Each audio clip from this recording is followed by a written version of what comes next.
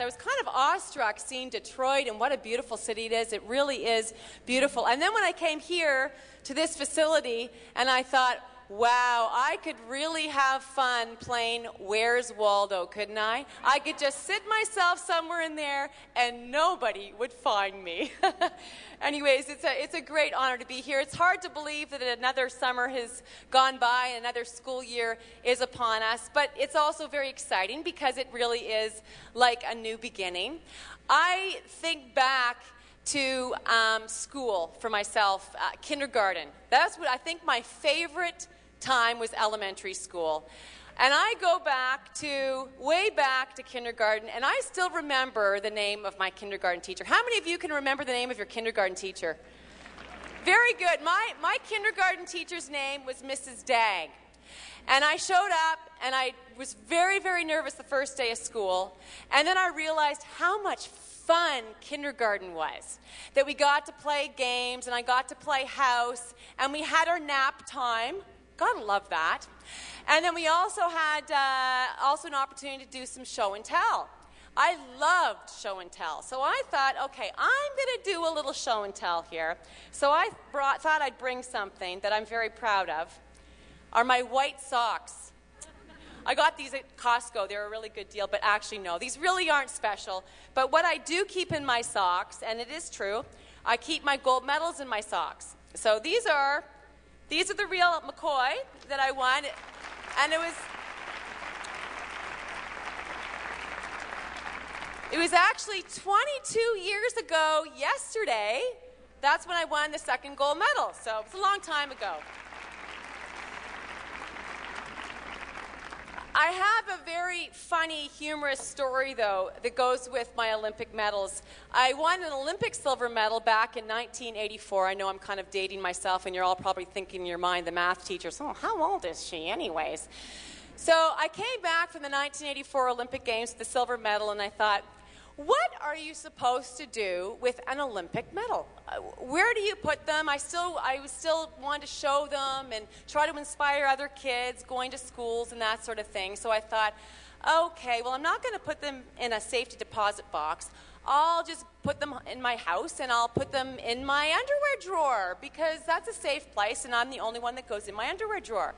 So I hide my medal underneath my underwear, and I go out late one night, and I come home, and I found out that my basement apartment was broken into.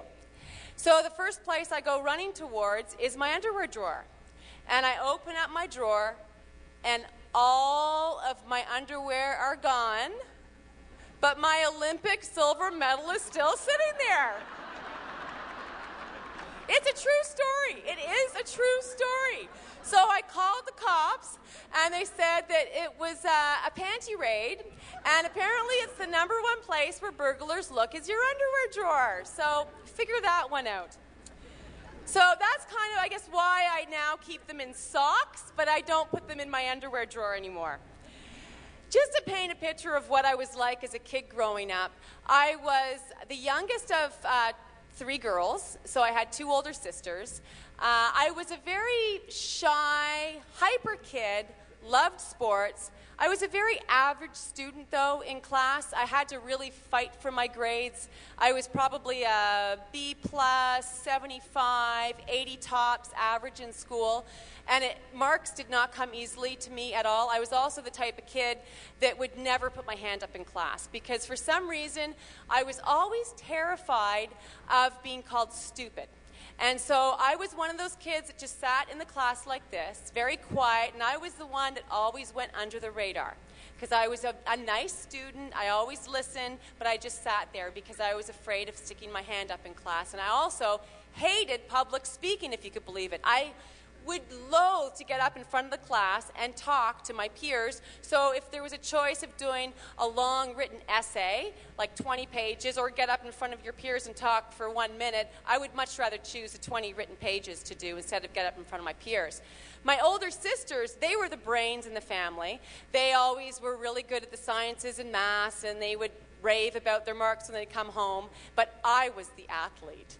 So I knew I had a talent and a gift, but there was one element that I was very afraid of, which became the water, because I almost drowned when I was the age of 3. My family was at a lake, and my parents told my eldest daughter to go in, and they were going to play, but they told my middle daughter to watch out for me. So I was 3 years old. My middle sister was about 6, I guess, at the time. My middle sister didn't want to watch me. She wanted to go and have fun with my parents playing in the water.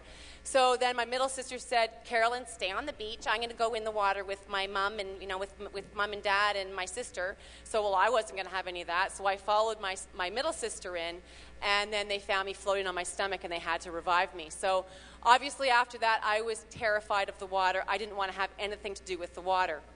When I was a kid growing up, though, I remember being fueled by a dream. And it was from the image of one student walking to school, and that one student had a Canada jacket on her back. And I thought, oh my gosh, it was like a light bulb went off in my head, and I thought, that's what I want. I want a Canada jacket. I wasn't thinking Olympics. All I wanted was a Canada jacket. And back then, you couldn't buy a Canada jacket. You had to earn a Canada jacket. Now, of course, you can buy them in the stores, but you had to earn your Canada jacket. So back in my mind, I wanted a Canada jacket. So I knew that involved getting involved in sports. So finally, the summers would roll around, and of course, I still did not know how to swim. I was 10 years old, and I still did not know how to swim a single stroke. My parents urged me to learn how to swim because they knew it was very important, but I didn't want to have any of it. So we were at the outdoor pool. My sisters were swimming. Of course, I had to tag along because they couldn't leave me at home. I'm sitting on the side of the deck, and then all of a sudden, my friends see me sitting on the edge of the pool. And they start teasing me. And they say, come on in the water, Carolyn, come on in the water. And I'm shaking my head. And they finally start calling me a chicken. And so I'm thinking, okay, I don't like being called a chicken. So I thought, okay, it's time to get in the water, Waldo. So I get up, I get in the pool, and I knew I wasn't going to drown because it was really shallow. So I'm standing there, and all of a sudden, my friends start circling me like sharks. And they start going like this, and they're splashing the water, and the water is going up my nose and down my throat and in my eyes, and I'm spewing, and I'm feeling that sense of panic. So I thought, I've got to get away from my friends.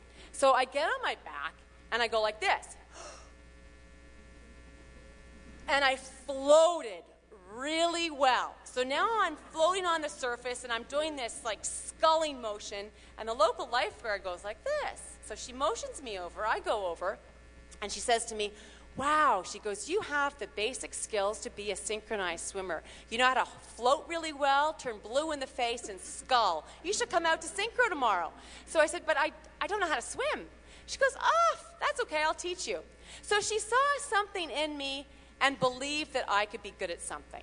And that sparked something inside, that fueled me, thinking, wow, someone believes in me, other than my parents, of course. So I showed up at practice the next morning, and I was terrified. But I thought, you know what, sometimes you have to take a step and baby steps to have bigger steps in life. So I arrived at the pool, and it was swim team. So these kids are swimming laps in the water. I don't know if you swim in a pool, and the laps, the waves are lapping back and forth, and the water is really rough. And I get in the water, and I start trying to swim, trying to do the breaststroke. Well, I couldn't coordinate it, and of course the water, big lap of water, wave goes in my mouth, and I start choking again. So she pulls me over into calmer waters, and she teaches me very, very slowly, patiently, of teaching me how to swim. So I'm feeling now confident, wow, that I'm becoming good at this. And she had a real way of seeing something inside of me, of seeing a passion, of also seeing my strengths. And she'd point out things, not my weaknesses, not things I was bad at, but things that I was good at. And making me dream, saying things like, hey, Carolyn, that was really, really good, but if you do it this way, just think how much better you can become. And I thought, wow, that's really good. So I started raising the bar in everything that I started doing because of how she was teaching me, because essentially coaches are like teachers too. So eventually I was training 1 hour a day, and then by the time I was 14 years old, I was training between 6 to 8 hours a day, 6 days a week. My day started at 4:45 in the morning, and I would train until 5:30. I would be in the water at 5:30, and then I would train until 7:30 in the morning. I would go to school all day. I would then be back in the pool at 3:30. I would train until 8 o'clock, and then I would be back home at 9. I would eat my dinner. I'd go to sleep, and I'd wake up, and I'd do the same thing the next day, and I did that for 9 years. So it just shows that if you really want something in life, that it takes a lot of work and a lot of commitment.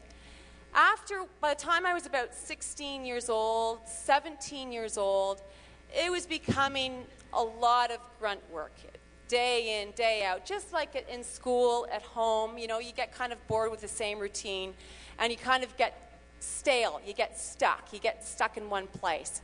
And I started asking myself questions. In fact, we are always asking ourselves questions. We're always talking to ourselves in our mind. Apparently, there's only 11 seconds of every hour where we aren't talking to ourselves. And what we're talking to ourselves, that becomes our belief system. Because if we're constantly thinking negatively, that's going to be our belief system, that we're negative people. So I was asking myself questions about, I think I can be a lot better than I am. So it was all in positive nature, questions that I was asking myself. This started to give me clarity, realizing what direction I was going to take. And I realized that comfort was becoming my enemy, that I had to step out of the box to become a bigger person, and that my friend was going to be that of energy, of having the energy to go for things in life. So I had the most difficult discussion with my parents at the age of 16, and I went to them and I said, you know what, Mom and Dad, I really want to be good. I want to try to be the best I can be in this sport. And I said, but I'm going to have to move away from home.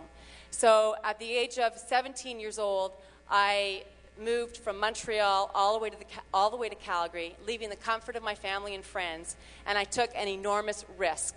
But sometimes if we don't take that risk, we'll never know what the reward will be. We can just wait for things to happen, or we can make things happen.